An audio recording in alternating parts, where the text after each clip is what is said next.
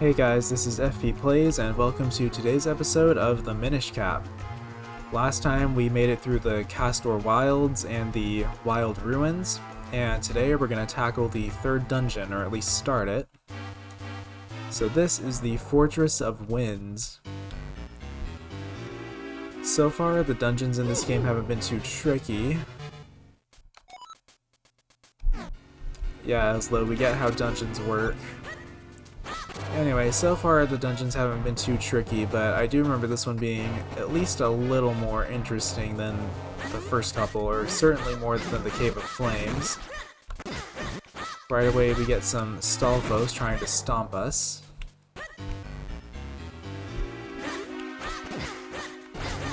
Thankfully that doesn't do much damage, because it's actually a little bit hard to avoid.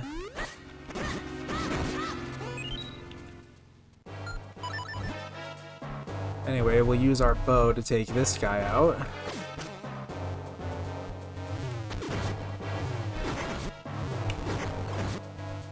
There we go, so it is 4 arrows each, not 5.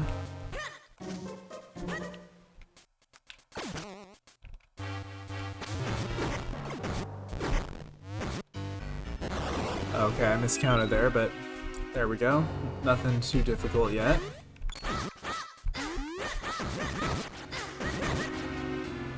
Alright, looks like we have a couple locked doors already. But this is probably the dungeon map. Yep. Did not take very long. Okay, so only 3 floors. So far, I haven't been too impressed with the Minish Cap dungeons, if I'm being completely honest. They seem very quick and straightforward. But I know there's at least... Let's see, there are a couple, actually, coming up that I am looking forward to.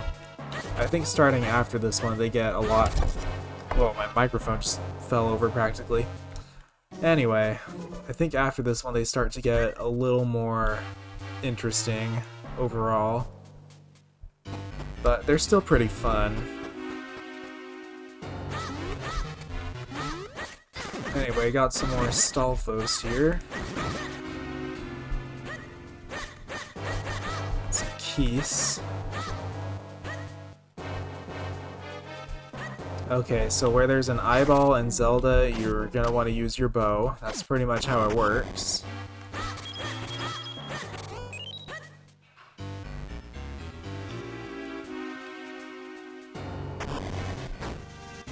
Alright, more Stalfos. That seems to be kind of a theme in this dungeon.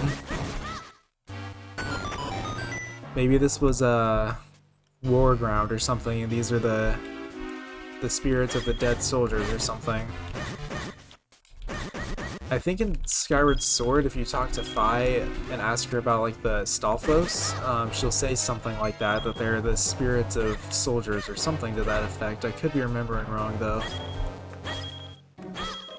But that does give some interesting implications whenever they appear in the series.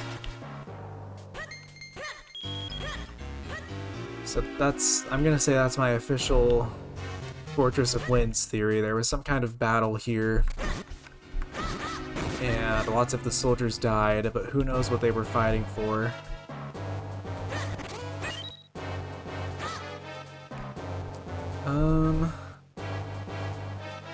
Okay, so that's the puzzle here in this room. I'm assuming I have to get on this one. Oh, and I have to do them both in one go. Okay, that was a little trickier. I'll take that. I'll go this way first. Oh, I see. Have to use this, so they're gonna make us use our tools here.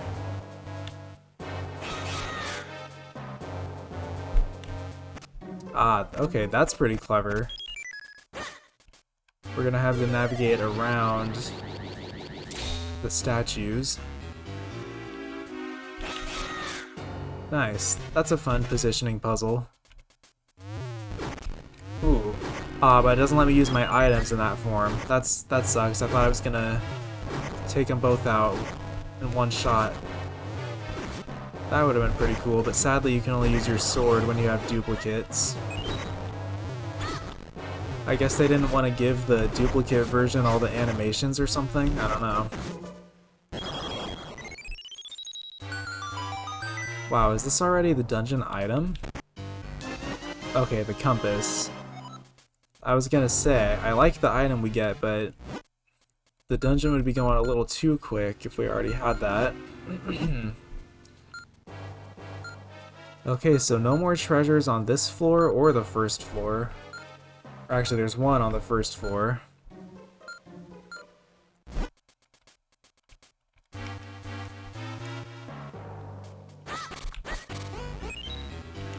And then we got another puzzle like this. Same deal. Oh wait, timing's a little trickier though. There we go.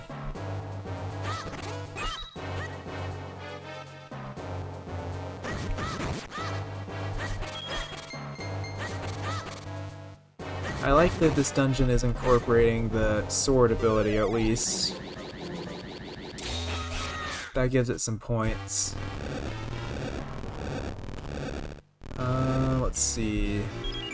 Ah, I think I get what's happening here.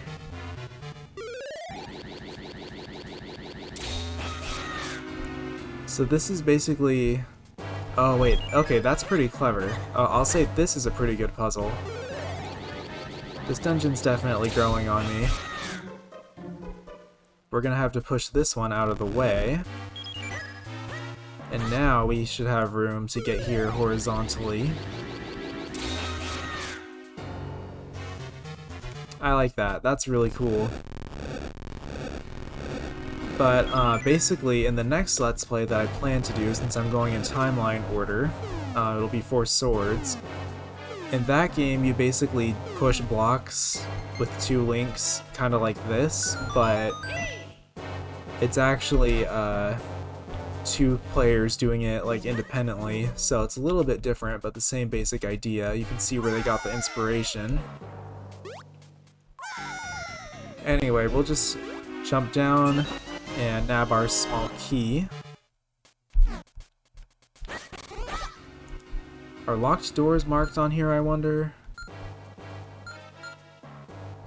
Not sure, but we did have 2 locked doors earlier. We haven't gone over here yet. I'm kind of curious what's over this way, but I think we'll just head back up here first.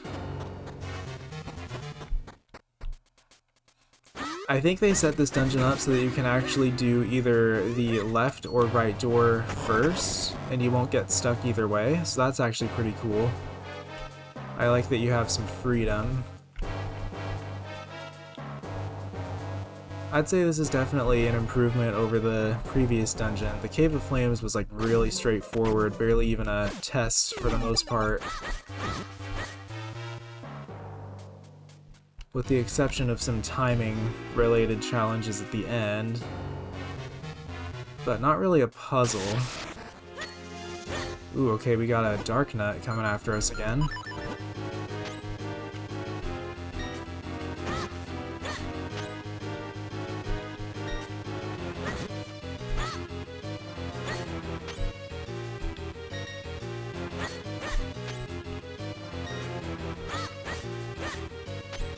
These guys can actually be a little bit tricky, which is good. That's what a mini boss should be.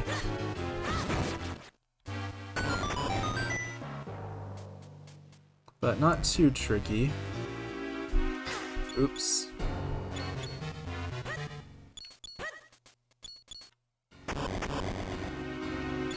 I guess I could just damage through that would have been a little faster, but I'll do it the intended way. Okay, there's definitely going to be something here. Actually, I think I just remembered. I think you can bomb through this wall. Yep. That's one thing I do remember, because I'm pretty sure I felt really good about myself when I first solved that puzzle when I was a kid. Okay, and there's our dungeon item already. So what these allow us to do, pretty much just as the description said, is dig straight through these dirt chunks here. And when we go back into the overworld, we're going to be able to dig into a lot of those cave entrances that we've been passing up previously. So that's going to open up a whole lot of exploration for us in the overworld.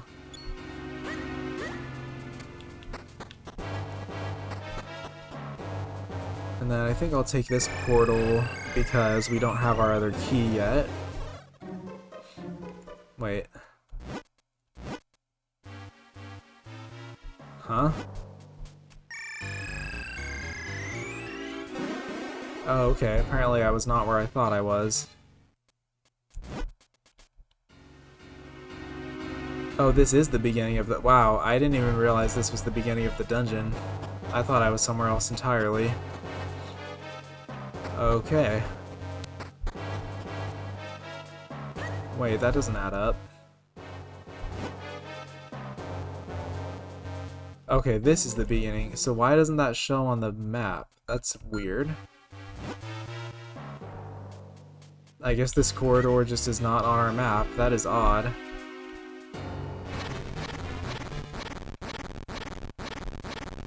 Let's see, it looks like there's something over here.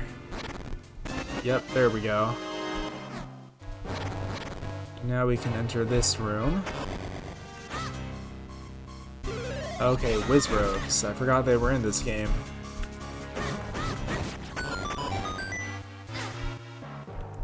Oops.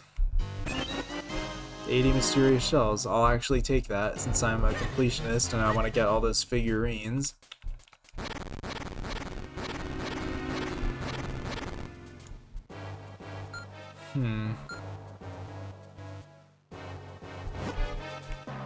It's very weird that this corridor just is straight up not on our map anywhere. Very odd.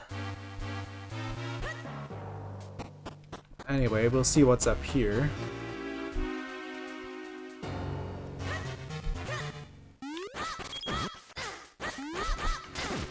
Dang it. Oh my gosh.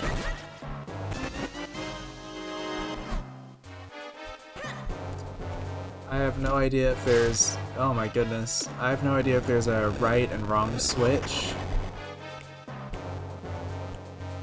Oh my gosh, this guy's just gonna keep getting us. I think this is gonna be a treasure. Yep. I might actually have to use my blue potion here at this rate.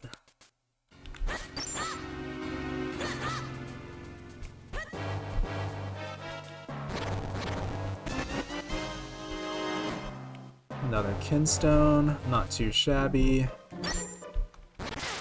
Oh my gosh. That is actually a little bit sad.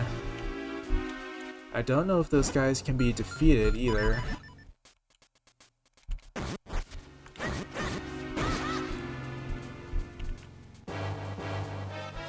Oh, they... Wow. Okay. Wait, come back, fairy. I actually did not know that that was a thing. I kind of just tried that on a whim. That's really good to know. Okay, yep. We're gonna need to use this. But it looks like we're also... Okay, so the portal's probably gonna be in the next room or something.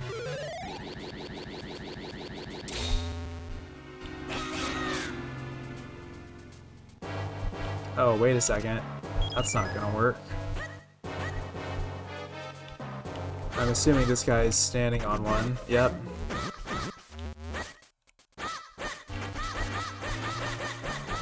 Come on.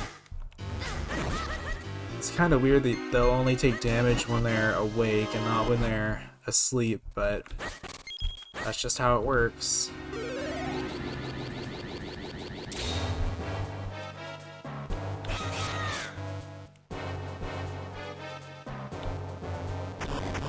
There we go. Now we can access the portal and head back down this way.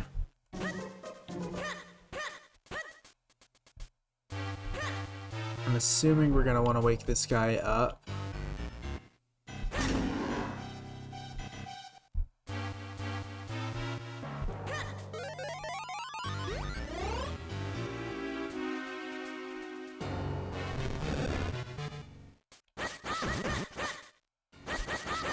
Oh my gosh, they go back to sleep so quickly.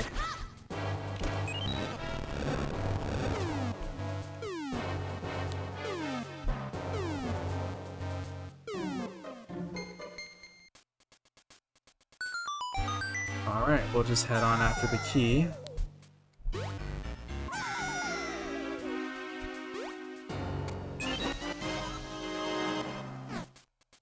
And then with that, we should be able to unlock that other door, but I do want to see what's over here. Oh, I didn't really need that rupee since my wallet was full.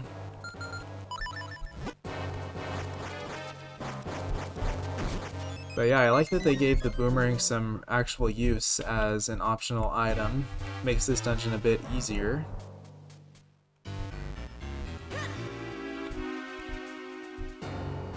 Okay, so we get a glimpse of a piece of heart there, but we can't get it yet. So I definitely want to remember that that's there.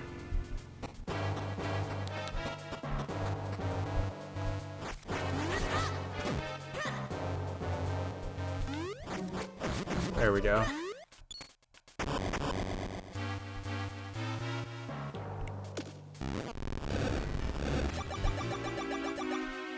Oh wow, that caught me off guard. Oh my gosh, you have to be really fast. Oh, you probably have to use the Pegasus boots, I'm guessing. Oh my gosh, what? How do you even get across?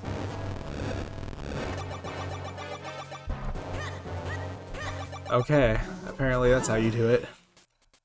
Phew, we barely made it. I was certain we'd run out of time. Well, Eslo, we did run out of time a few times actually, but I'm not sure if these guys actually take you back to the beginning of the dungeon, like they do in some of the older games, but I also don't want to find out. Thankfully oh, really? Well, there's our answer. I was gonna say, thankfully the boomerang makes them way easier, and then, just as I was saying that, they managed to nab me. No! That's just sad. Okay, third time's a charm, and apparently that is actually required because we get a Minish portal from that. I don't know how I feel about, I think they're called Wall Masters. I don't know how I feel about them from a game design perspective in general, not just in this game. I like that there was an actual challenge there, but I don't like that the challenge involved redoing, like retreading the same ground every time I messed up, you know? But anyway, we got through that at long last. Had to solve that bridge puzzle like 4 times. Let's see. Apparently I wasn't supposed to go over here as Minish. Or at least not yet.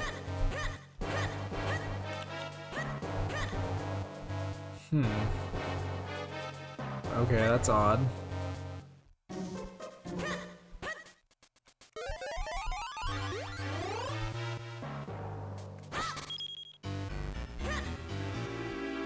Maybe I have to get rid of these first?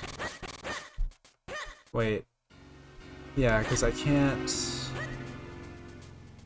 Oh, I get it now. Okay. It's simpler than I was making it out to be.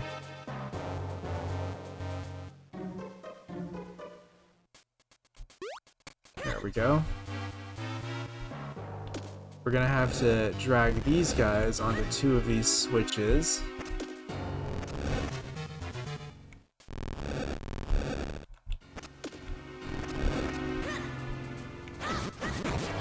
And then we'll have to use our sword to get the other ones, although I just realized I'm not sure how we're gonna get through there. Oh, I think actually I don't see. So we have to go vertically. Oh, so that's how that's gonna work. Okay. I think I see how this is gonna work. That's okay, that's really clever. So we're gonna have to go like this. I will hand this game credit for this. This is pretty clever. There we go. I like that puzzle. That was really cool.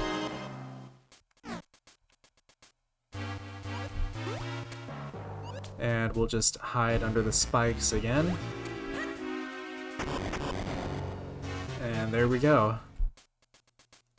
That was satisfying. I want more puzzles like that.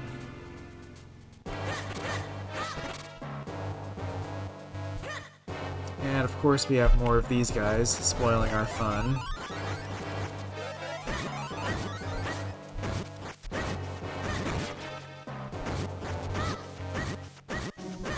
There we go, 4 hits and they're dead. I hope they don't come back when I use the portal. Okay, good.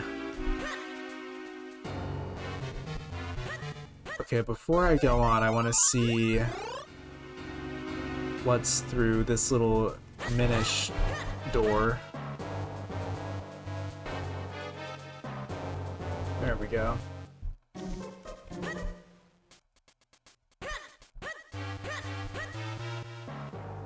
Ooh, okay. I don't remember what this is. I'm guessing it's either going to be a small key or some rupees. Okay, it's a small key.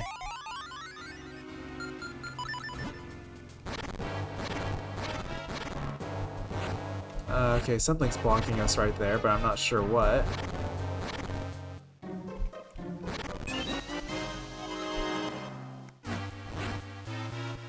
Then, is there another treasure in here? Does not look like it.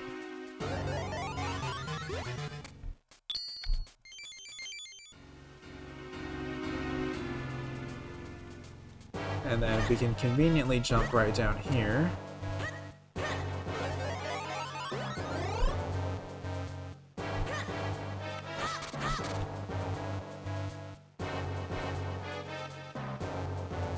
Oops, I did not mean to press minus, but let's see what he says about this place. Creepy ruins standing on the far side of Castor Wilds. Maybe that's where the ancient people who guarded the element used to live. Well, there we go. I guess that confirms what the purpose of this place was. All I had to do was talk to Eslo.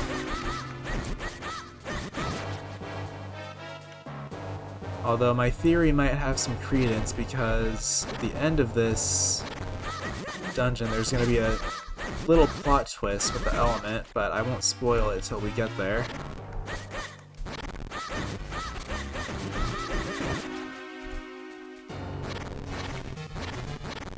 Let's see, is there anything else? Okay, there is a treasure. Without the compass, I would have missed that.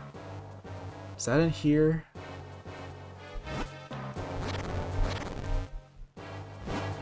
Actually, it looks like it's in this room. Okay, but we have to get there from up above.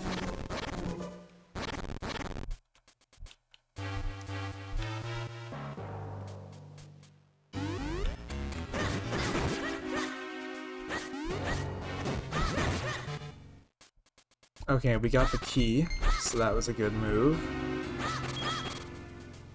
Don't know why I'm still going for rupees when my wallet's full.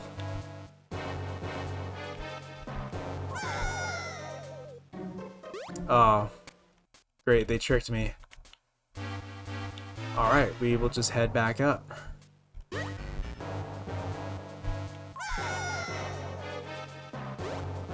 And this should be the big key. Yep. So we are almost at the boss. Am I missing any more treasures? Does not look like it.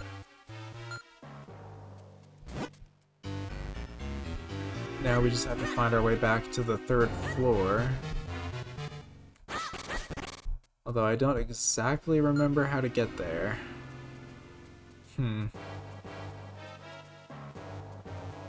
Interesting.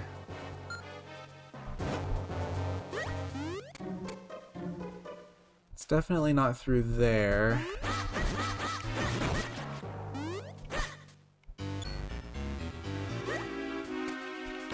Oh, wait a second.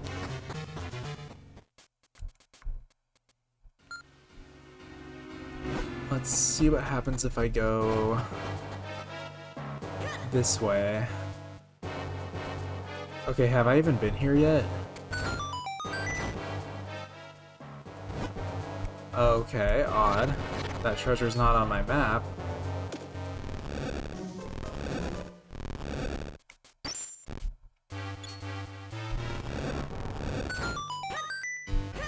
Oh, come on. There we go. We got a kinstone piece from that, so that's nice.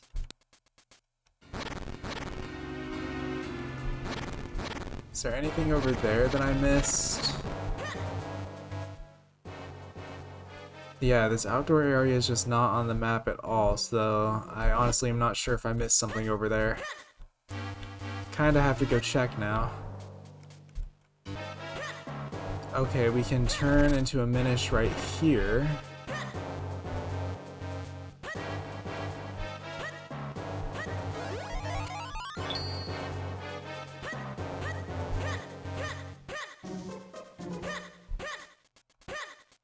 And then if we fall down, that should be how this works. There we go. Okay, cool. I am glad I didn't pass that up. I am trying to get all the heart pieces this playthrough. So there we go. We now have 3. I'm assuming there's a way out from here. There we go. With that out of the way, now we'll head to the boss.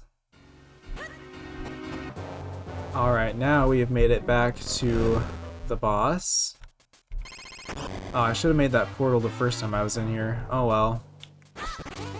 We'll stock up on hearts and arrows. Alright, we should be ready.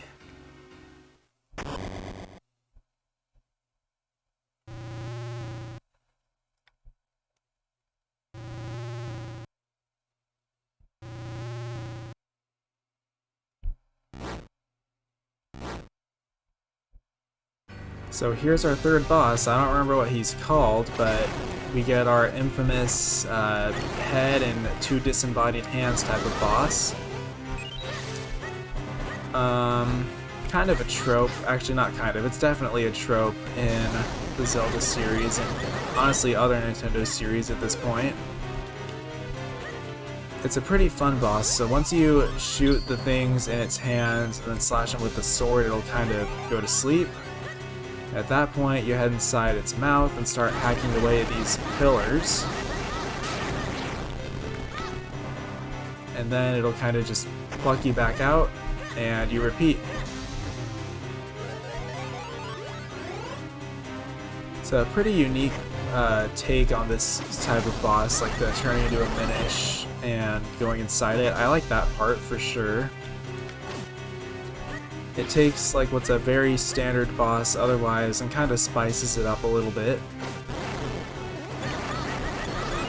I have this oddly specific memory of like several years ago when one of my good friends was playing through this game on his iPod Touch of all things. He had like an emulator downloaded, and he was just struggling so much to get past this boss because the controls were a little bit awkward, understandably, on the iPod Touch.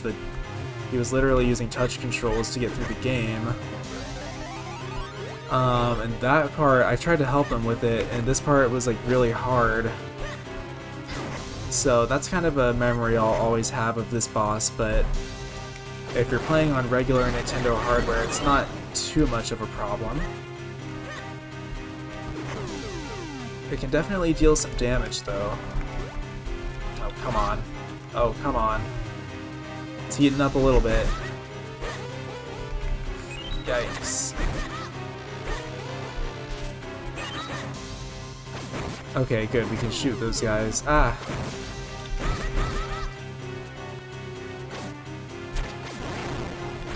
Ooh, yikes. Whoa, that just turned me into a... Okay, that's crazy. I didn't know that. Apparently, if you get hit by that thing, you turn into a Minish. That is wild. So this is actually, like, easily the best boss in the game so far. It's a lot more interesting than the previous two. Anyway, we'll head back inside, I think for the final round. Oops. Wrong one. Gotta kinda hunt for it sometimes. Ooh, yikes. I don't know if there's a time limit in here, but we might be running out. There we go, found it. And I think that is the boss. That was pretty good. I like that one.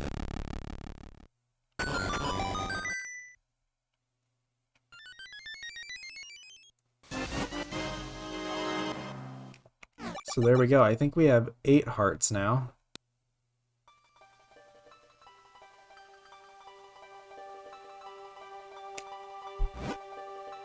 We are the tribe of the winds. Long have we lived with the winds. We have mastered them. Now we join them. Together, with the great winds at our backs, we head for the skies. Those who come seeking our power must play the notes Zephyr teaches. May they lead you onward to the power that you seek. So we're gonna get an instrument here, the Ocarina of Wind. So with this, we're basically able to warp. I do believe this is where the Tribe of the Winds once lived. So they've left for the heavens and taken their elements with them. It looks like the wind element is beyond our reach for the time being. We have no choice but to press on. Let's get out of here. The element was not here, but at least we now have a clue to its whereabouts. We must use the Ocarina of Wind to open a new path. Well, there's no point standing around. Go get that last element. So with that, we're gonna put a wrap on this episode. Thank you guys so much for joining me, and I hope to see you in the next one.